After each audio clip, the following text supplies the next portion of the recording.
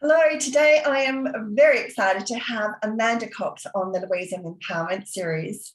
Amanda is a fellow of both Chartered Accountants Australia and New Zealand and the Governance Institute of Australia. She's an experienced sports executive with more than 20 years of finance, people and culture, strategy, risk management and governance experience. Amanda is currently employed as a Chief Financial and People Officer at Racing and Wagering Western Australia and was previously an executive at the West Coast Eagles Football Club. Amanda is a non-executive director with Edge Employment Solutions, WA Institute of Sport, the RPH Medical Research Foundation, and on numerous community committees. Previous roles include Chair and Regional Counsellor for the WA Chartered Accountants Regional Council and member of the Curtin Business School Accounting Advisory Board. Welcome, Amanda. That is very impressive. Thanks, Louise. Great to be with you today. As I said, I recently said to you that I had 17 years in flying around in a metal tube. And now I think, gee, I could have been doing so much more with all these resumes that I've been reading out for the Empowerment series. So grass always looks greener, you know. I'm impressed by what you've done as well. Thanks so much. And it was a hell of a lot of fun flying around I'm sure. in a metal tube. Look, I recently met you. We co-presented at the RSC Women's Leaders Group, and you immediately caught my attention, especially, you know, knowing I'm doing this series and wanted you on. I think the thing that really, you know, stood out for me initially was at 25, you were employed by the West Coast Eagles Football Club, and you sort of couldn't really, you sort of kicked yourself that you actually got that position. You thought, how did I do that? But just going in there and thinking, yes, I can do this, was just incredible. But what I want to do first is actually go back to your childhood and find out whether that sense of I can do started when you were as a child, or was it at 25 at that moment when you got that job? Look, firstly, what's your definition of empowerment? I think for me, it's about strength, it's about confidence, and ultimately it's about owning your space and feeling trusted. So for me, that's really a feeling that you get, but I think it also presents in quite a physical way where, you know, you almost stand taller and you speak up and you sort of have a presence. And I think, you know, the emotional side and the self-belief needs to absolutely come first. Yeah, I totally agree. Just even like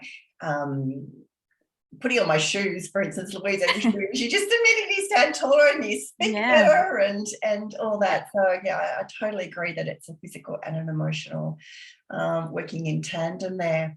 So let's go back to your childhood. Now, I think I recently saw you at Anzac Day. Your dad was So let's talk about your family a bit, who's in your family, and give us a sense of, you know, did empowerment start in your childhood? Was there influences there in the family or outside the family?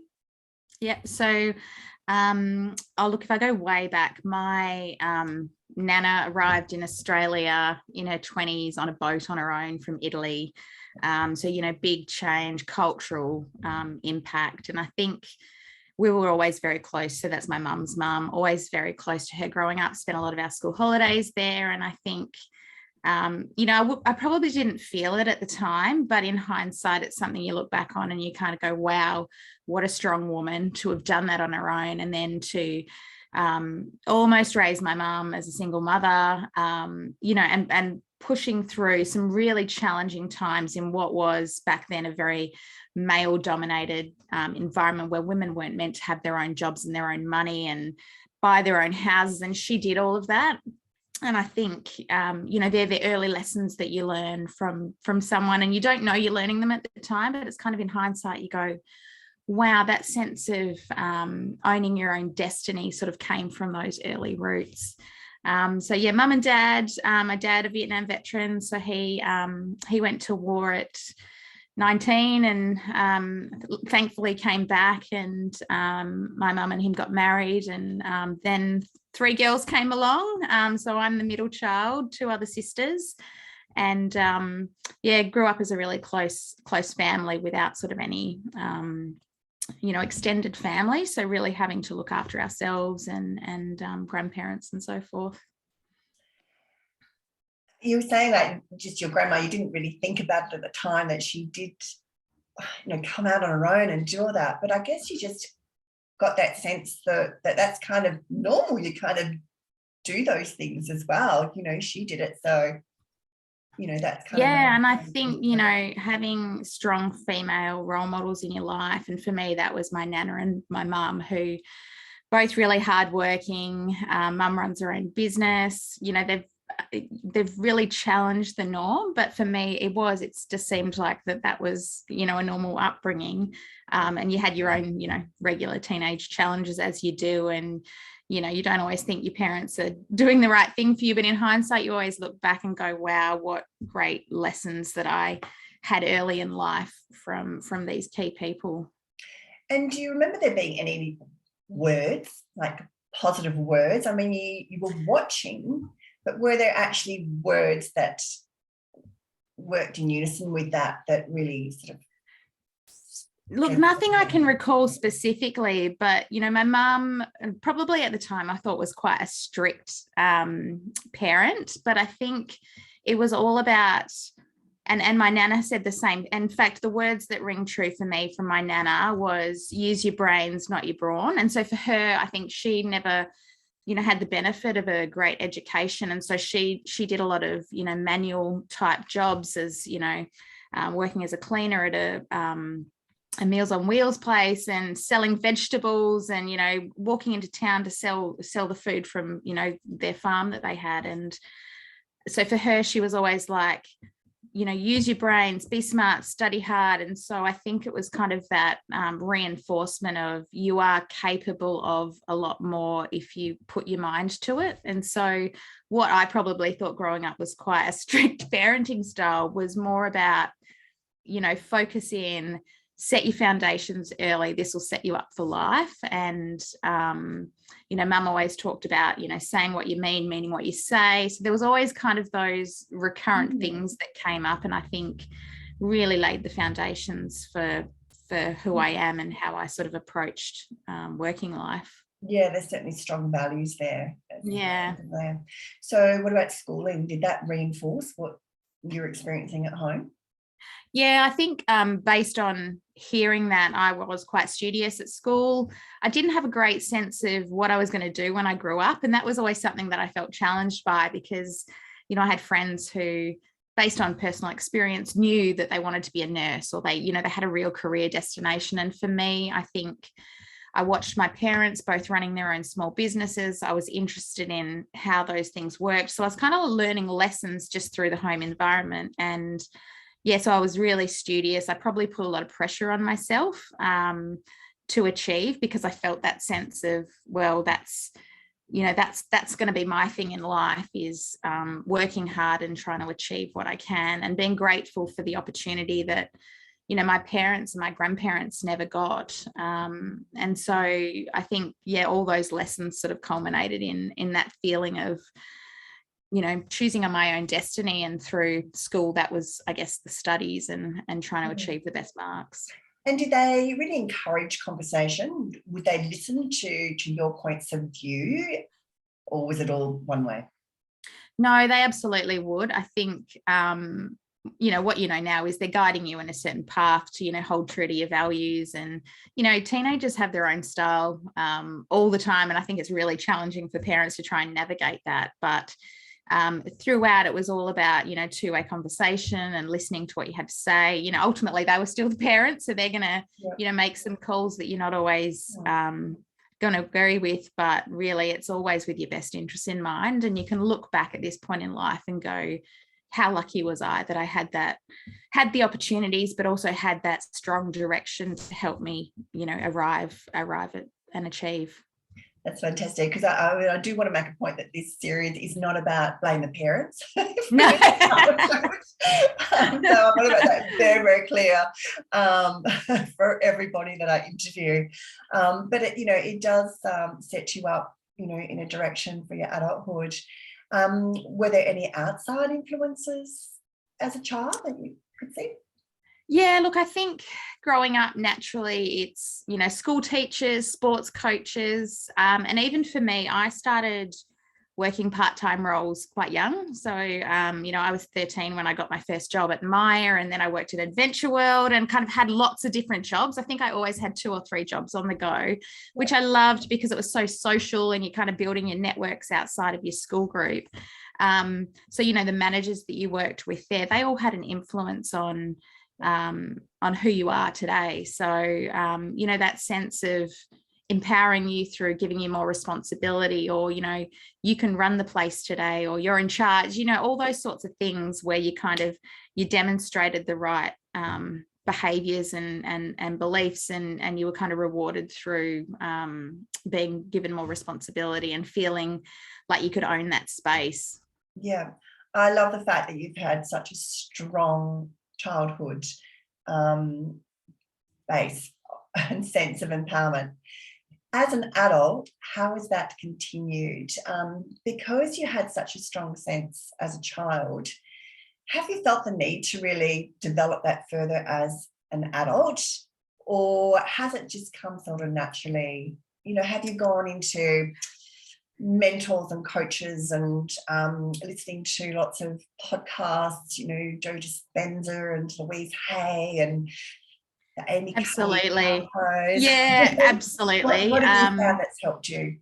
Yeah, look, power posing. Okay. I'm a big fan of that with Amy Cuddy, and I think it's something you do have to work on. Like for me, I think I suffer from imposter syndrome, like a lot of women and men do, and so I think it's reminding yourself that you are capable and you've got to back yourself in. There's always going to be moments where you're not feeling your best or you're feeling challenged by something, and the easy thing is to retreat, not speak up.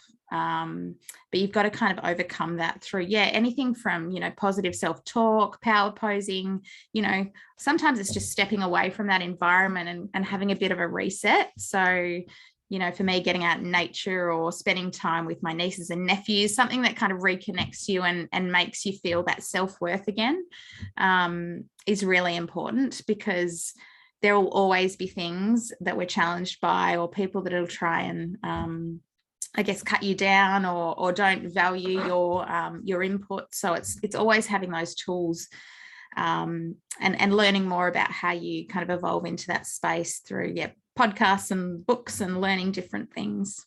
I think I've spent so much time on that. Again, I'm wasting more time. But look, you have been in such a male-dominant industry with the football in particular, and for a long length of time. So were there females that have helped you through that, or did you really enjoy being amongst the men all the time and it really wasn't an issue for you?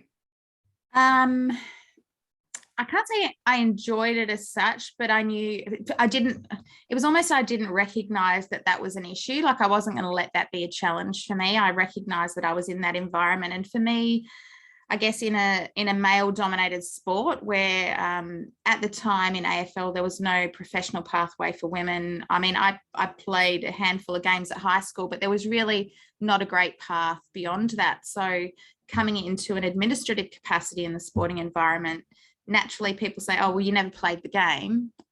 So what do you know about this sport? And it's like, well, I know my technical expertise that I've been brought in here to share with you. I'm strong in that space. So that was kind of me owning that and building my sense of confidence and respect and rapport with the team through my technical ability. It's hard work. You've got to work on it. Being young, female, and not having played the sport in an environment where 90% of the executives had played at some level, had a really good knowledge of sport, kind of had the networks in that space, really quite challenging. And there weren't a lot of females to, look to. I was the only female CFO in the whole AFL industry for a period of time. And I remember when the second one was appointed at Geelong Football Club, and, it was a little bit of a celebration of like, we're finally cracking this nut. And now, there's a really great balance across all the clubs. There were some females in my early days at KPMG, and it was more a case of knowing what I didn't want to be. So that's equally as important, you know, sort of having those role models, but also having those people that you look up to and go, that's not my path. And for me, you know, seeing the nature of the way they needed to work and challenge the men, that wasn't for me. So I knew at that point it was time for me to move on and look for something else. I wasn't going to go down the path of being a partner in an accounting firm. I knew that at that point. So for me, it was finding the different path that might suit my skill. And when they gave you the job, because I think the story is that you went along to the interview at West Coast just thinking you weren't going to get it. Do you really believe that they chose you for obviously your expertise, but was there another agenda to that, or you're quite confident that that's what it was? No, I'm pretty confident. I heard later that from someone that ended up being a direct report of mine, they really wanted a man in the job, but I kept coming through as the stronger candidate. So it was almost like, despite the fact I was a woman, I got the job. And you know, I like to think that that's because my ability shone through, but also they could see that I could work in an environment that was, you know, male dominated, and that wasn't going to be an issue for me. Yeah, fantastic. I just love your whole sense of who you are, you know who you are and your capabilities. I just really love that strength in you. Well, it's interesting because, like I said, I do suffer from imposter syndrome. And I remember telling a few colleagues at KPMG that I was applying for the role at the Eagles. And, you know, it's a funny story because back then there was no Seek. So the role was advertised in the newspaper. I wasn't actively looking at the time, but my sister had returned from overseas, and she was literally flicking through the West Australian. And, you know, because back then all the job ads were kind of in the same area, she was looking for herself, but stumbled across this ad in the paper and kind of said to me, oh, you've got to go for this. And, you know, as many women do, looked through the list of, you know, what they were looking for. And I was like, oh, I don't tick all those boxes, so not going to do it. But, you know, she was really the one that encouraged me and said, go for it. And I think that's why I had that attitude of, well, what have I got to lose? Because I don't think I'm going to get it anyway, but let's call this good experience. But yeah, a lot of the men that I worked with at KPMG kind of laughed at me and said, you're not going to get it, as if they would give a woman that job, as if they'd give someone as young as you that job.